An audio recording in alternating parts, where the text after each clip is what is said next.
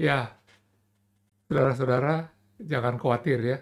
Menurut penelitian, 95% dari kita pasti akan menikah dalam minimal sekali dalam hidup, paling tidak punya relasi yang seperti menikah. Nah, hubungan yang paling intim itu seringkali kita alami dengan pasangan romantik kita itu. Romantik hubungan ini tidak biasa ya. Dia itu secara jangka panjang membuat engage orang secara mental, emosional, fisik, finansial, bahkan spiritual. Dan mereka memberi pengalaman besar sekali ya dalam pengalaman sosial di masyarakat. Nah, seringkali relasi yang bersifat romantis ini menjadi dasar kita membentuk keluarga besar, keluarga baru ya. Pada sesi ini kita akan mempelajari karakteristik hubungan romantis, tahapan pembentukannya, kemudian bagaimana memeliharanya, dan barangkali juga pembubarannya ya. Dan kita akan melihat perilaku komunikasi yang penting dalam mempengaruhi kepuasan relasi romantis.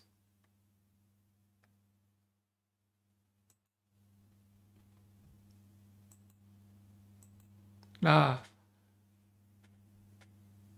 relasi romantis apa sifat-sifatnya ya? Pada umumnya hubungan romantis itu bersifat satu eksklusif, kedua sukarela, ketiga umumnya ya berdasarkan cinta, keempat terdiri dari pasangan lawan jenis, dan kelima permanen. Ada 5 sifat, walaupun tidak semua ini ada pasangan-pasangan yang tidak memiliki 5-limanya ya. Mari kita lihat satu-satu. Eksklusif. Pada umumnya hubungan romantis itu hubungan eksklusif ya, tidak ada orang ketiganya. Sifatnya itu kita sebut monogami, yang berarti hanya ada satu waktu berhubungan romantis dan menghindari keterlibatan seksual dengan orang-orang di luar hubungan tersebut. Nah, eksklusivitas ini adalah ekspresi komitmen dan kesetiaan yang dimiliki oleh pasangan romantis, saling percaya dan dijunjung tinggi ya. Akibatnya kalau ada infidelity atau perselingkuhan, artinya ada interaksi romantis atau seksual dengan orang di luar hubungan asmara ini menjadi pengalaman yang sangat traumatis ya bagi pasangan yang dirugikan. Walaupun demikian, ada di negara-negara lain mengizinkan poligami, jadi tidak selalu juga sepenuhnya eksklusif. Kemudian kedua, sukarela ya. Sifatnya itu bersifat sukarela, jadi ini hubungan di mana orang memilih untuk mengambil bagian dalam relasi romantis ini. Oleh sebab itu ini sangat spesial.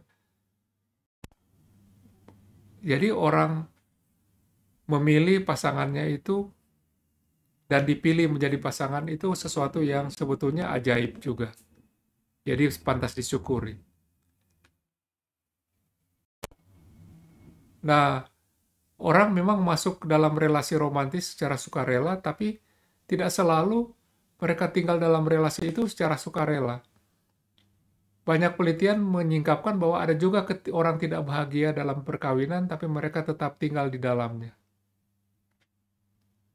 Kemudian, di bagian dunia tertentu, sudah umum juga kalau orang tua atau orang lain yang menjodohkannya, kawin dijodohkannya. Praktek itu muncul paling banyak di negara-negara Timur Tengah atau Asia dan Afrika. Mereka diharapkan menikah dengan pasangan yang dipilih oleh orang tua. Nah, jadi bersukarela tidak selalu seperti itu ya. Kemudian yang ketiga itu adalah dasar cinta. Di dunia barat terutama ya orang menganggap pernikahan dan hubungan romantis itu harus didasarkan cinta. Seringkali juga kalau orang bercerai di pengadilan alasannya tidak saling mencintai. Tetapi tidak selalu seperti itu, ada alasan-alasan orang untuk memasuki pernikahan ya. Misalnya untuk menjalinkan hubungan, melindungi kekuasaan, alasan finansial, politik, dan sebagainya ya. Nah, apakah kita mau menikah dengan orang yang tidak kita cintai? Surprise-nya sosiologis menjelaskan bahwa kalau orang Amerika sering bertanya, bagaimana hati saya merasakan ini? Kalau hati saya bilang iya, iya. Tapi kalau orang Tionghoa, mereka akan bertanya, apa kata orang tentang relasi ini? Jadi sebetulnya tidak sama ya semua itu. Kemudian yang keempat soal seksualitas, perkawinan biasanya dengan opposite sex, lawan jenis ya. Walaupun di negara-negara tertentu sudah mulai ada perkawinan sesama jenis, tapi masih sangat kontroversial. Kemudian permanen. Ini juga salah satu karakteristik yang dipikirkan oleh banyak orang. Orang sering menganggap pernikahan dan hubungan romantis itu selalu jangka panjang. Permanen ya. Dan memang berlangsung bertahun-tahun. Ini juga berkat masyarakat melindungi, mempromosikan, dan menghargai pernikahan. Namun tidak jarang juga pernikahan dan hubungan romantis tidak bertahan lama. Nah, bagaimana pembentukan proses relasi romantis dimulainya itu? Menurut penelitian, paling tidak ada 5 proses. Pertama itu tahap inisiasi ya, tahap pengembangan hubungan ketika orang bertemu dan berinteraksi untuk pertama kali. Tahap kedua itu tahap experimenting. Tahap pengembangan hubungan ini ketika individu melakukan percakapan dan mempelajari lebih lanjut satu sama lain. Fase ketiga intensifying, makin intens ya. Ini hubungan individu beralih dari kenalan menjadi teman dekat. Pada fase keempat terjadi integrasi, terjadi komitmen telah terbentuk dan perasaan yang kuat bahwa hubungan tersebut ini sudah punya identitas tersendiri ya, satu pasangan. Kemudian masuk ke dalam ikatannya bonding ya. Di sini pasangan ini semacam mengumumkan pada orang mereka sudah punya komitmen menjadi pasangan secara terbuka. Nah, setelah ini mereka biasanya masuk ke dalam pernikahan.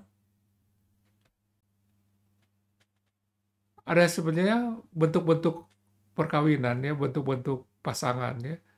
Ada yang tradisional, ada yang terpisah, ada yang mandiri.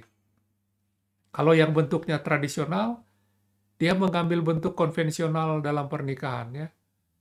Mereka percaya ada pembagian kerja berdasarkan gender ya, di mana istri bertanggung jawab atas pekerjaan rutin di rumah, mengasuh anak, dan suami bertanggung jawab atas pekerjaan perawatan rumah, perawatan mobil, dan sebagainya ya. Nah, kalau ada konflik, pasangan dalam tradisional itu terlibat dalamnya untuk mengatasinya, tidak saling menghindar. Nah, yang bentuk kedua itu yang pasangan yang terpisah ya.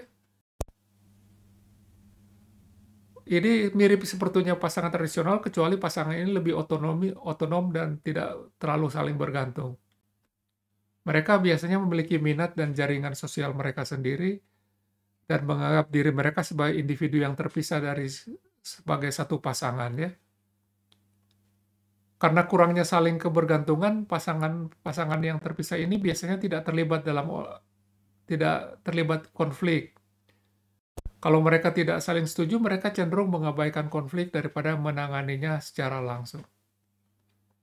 Kemudian bentuk yang ketiga itu pasangan mandiri, dan mereka tidak bergantung pada ekspektasi sosial untuk pernikahan. Mereka tidak selalu percaya tentang peran gender yang konvensional ya, sehingga dalam keluarga ini bisa saja istri yang menghidupi keluarga secara finansial, sementara suami tinggal di rumah bersama anak-anak. Tapi meskipun demikian, walaupun mereka merasa tidak bergantung ya, tapi mereka sebetulnya tetap saja saling bergantung satu sama lain. Nah, akibatnya mereka sering terlibat dalam konflik ya, pada saat konflik itu muncul. Kemudian keluarga itu, pasangan itu dibedakan dari cara mereka mengatasi masalah. Hubungan romantis itu bervariasi dalam cara menangani masalah-masalah yang muncul. Ada beberapa masalah itu ya, masalah konflik, masalah privasi, masalah komunikasi emosional, dan komunikasi instrumental. Nah, apa itu? Kalau menghadapi konflik bagaimana? Nah, biasanya ada 3 cara pasangan ini menghadapi konflik. Itu satu, memvalidasi ya. Mereka itu berbicara satu sama lain tentang secara terbuka apa masalahnya, ketidaksepakatannya di mana, dan mereka bersikap kooperatif.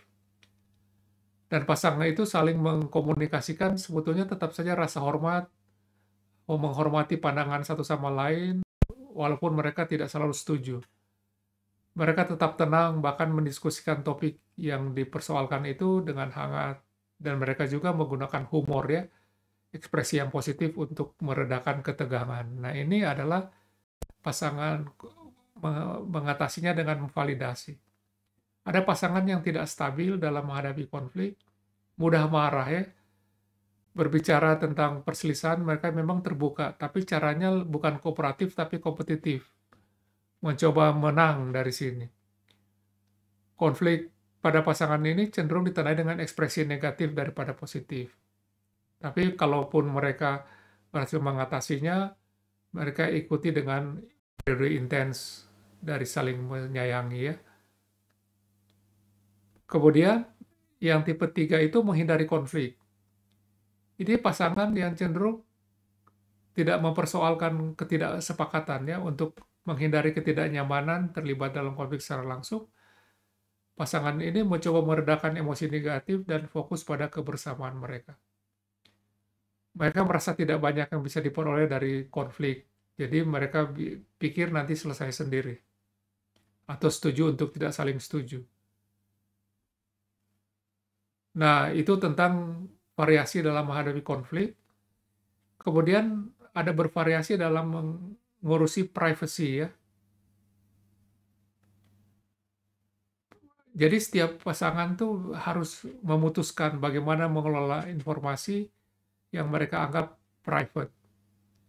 Jadi kalau kita cerita ke orang lain, kita harus tahu batasnya. Ada yang kita cerita tentang pasangan kita dengan bebas pada orang lain, ada yang kita tutupi, ada yang kita pilih secara selektif. Tapi pada dasarnya kita harus sadar bahwa informasi yang diharapkan dari pasangan untuk dirahasiakan itu harus kita rahasiakan ya. Kemudian dalam komunikasi emosional ya. Jadi pasangan juga bisa dilihat dari bagaimana mereka men-share perasaan mereka itu. Kalau kita bisa mengekspresikan perasaan emosi satu sama lain, maka kualitas relasi kita itu membaik ya. Dan kualitas kepuasan juga meningkat karena kita bisa mengekspresikan emosi kita satu sama lain. Nah, kemudian mengekspresikan instrumental, maksudnya pembagian tugas sehari-hari. Kalau orang sudah jadi pasangan, sebetulnya persoalan sehari-hari itu siapa yang cuci piring, siapa yang cuci baju, siapa yang betulin atap, itu hal-hal yang jadi komunikasi instrumental dibilangnya itu ya. Fakta bahwa komunikasi instrumental yaitu membahas tugas-tugas seharian itu memang harus diperlukan. Dan ini juga salah satu bentuk komunikasi yang paling umum yang terjadi sebetulnya ya. Dan ini bisa menjadi masalah kontroversial karena seringkali setelah hubungan asmara ini menjadi hal yang realitas sehari-hari ya yang harus dihadapi. Nah, mari kita belajar sekarang skill untuk menanggapi ekspresi emosional yang negatif. Kuncinya itu jangan membiarkan negativitas meningkat ya dalam menghadapi konflik dalam pasangannya. Nah, penting sekali ya ketika seseorang mengungkapkan hal-hal negatif pada kita mengenali secara mental emosi apa yang sedang disampaikan. Ingat ya, dalam orang tuh ada emosi amarah, jijik, dendam, cemburu, sedih, takut ya, Joy dan teman-temannya ya. Nah, kita harus sadari ini siapa yang lagi bicara. Kemudian secara sadar kita bicara pada diri sendiri untuk tidak langsung menanggapi ekspresi negatif tersebut. Jadi, malah kita abaikan yang negatif dan fokus pada esensi apa yang disampaikan oleh pasangan kita itu. Kita fokus pada apa yang disampaikan, bukan cara dia menyampaikannya. Kemudian, langkah ketiga, kita ungkapkan ulang kata-kata orang tersebut setenang mungkin untuk konfirmasi rephrase ya, paraphrase. Pastikan bahwa kita memahami komentar orang tersebut dan kita tidak fokus pada emosinya. Kemudian, setelah itu kita ajak pasangan kita itu untuk membahas masalah tersebut dengan tenang ya. Kalau kita menemukan lebih banyak hal yang negatif, tetap tenang dan terus ulangi pernyataan orang tersebut sampai dia tenang. Nah, ini caranya dan kita perlu latihan. Untuk itu kita perlu teman untuk ngajak latihan ya. Kita lakukan role play dengan teman kita. Misalnya teman kita menyampaikan sesuatu yang negatif pada kita ya. Mungkin pasangan kita ini marah atau sedih karena kita terlalu sibuk, tidak punya waktu bersama-sama untuk dia akhir-akhir ini. Nah, kita berlatih mengabaikan sikap negatif pasangan kita, kemudian kita melakukan parafrase ya, menyampaikan ulang komentar dia. Misalnya, apa yang kita dengar dari kamu bahwa kamu sedang sakit hati karena saya sering menghilang, misalnya begitu ya. Kemudian, kalau pasangan kita membenarkan interpretasi kita, maka kita katakan, oh saya senang ya bisa bicara kamu tentang ini. Kemudian kita belajar mendengar apa yang dikatakan orang tersebut, tapi tetap tenang. Kemudian jika kita tidak membalas negativitas teman kita, dia mungkin akan tenang dan bisa berbicara secara rasional. Jadi kuncinya itu adalah jangan membuat negativitas itu membesar. Nah, coba pikirkan ya, mengapa sikap negatif itu kalau yang kita saling membalas negatif itu seringkali sikap negatif ini jadi membesar seperti api. Kira-kira kenapa ya? Oke. Kemudian setelah relasi berlangsung, ada masa-masanya pasangan tertentu bubar. Nah, tahapan-tahapan yang terjadi menurut penelitian itu setidaknya 5 tahap yang terjadi ya. Satu itu mulai diferensiasi, mulai melihat perbedaan satu sama lain. Mulai perbedaan ini tidak bisa diatasi, mulai menjengkelkan lah begitu ya. Kemudian kedua itu tahap mulai penurunan kuantitas komunikasi, mulai membatasi, mulai mengurangi interaksi ya. Fase ketiga itu stagnasi ya, mulai tidak ada perkembangan, berhenti bertumbuh, tidak berkomunikasi satu sama lain, stagnan. Kemudian pada tahap keempat, mulai saling menghindari. Mulai ada jarak fisik dan emosi antara mereka, baru fase kelima, hubungannya itu berakhir. Nah, mudah-mudahan tidak terjadi pada kita ya. Oke, sekarang apa yang sudah kita pelajari? Kita sudah tahu apa komitmen itu, apa yang perselingkuhan itu apa, kemudian tahapan pengembangan hubungan seperti apa, kemudian bagaimana pasangan menghadapi dinamika dalam relasi mereka, termasuk konflik, kemudian apa tahapan pemutusan hubungannya, kita sudah belajar tentang itu. Nah, coba ini kerjakan di rumah. Misalnya cari pasangan yang sudah bersama-sama paling tidak 10 tahun ya. Kemudian tanya pada pasangan itu bersama-sama atau terpisah. Bagaimana pola komunikasi mereka? Apakah berubah selama ini ya? Nasihat apa yang mereka bisa berikan pada orang lain tentang komunikasi yang berhasil dalam hubungan mereka? Nah, ini bisa Anda tulis dalam jurnal untuk jadi pelajaran berharga. Oke, mari kita diskusi yang kedua. Pertama, sejauh mana kita mengharap hubungan romantis kita ini, apakah menjadi permanen, monogami, dan berdasarkan cinta? Sejauh mana seperti ini? Apakah ada pengecualian, ya? Kemudian, privasi kita dilanggar oleh pasangan romantis, bagaimana ya, seperti apa terjadiannya? Jika ya, bagaimana perasaan kita, dan kalau tidak, bagaimana kita akan menanggapinya, ya? Mari kita diskusikan bersama panelis.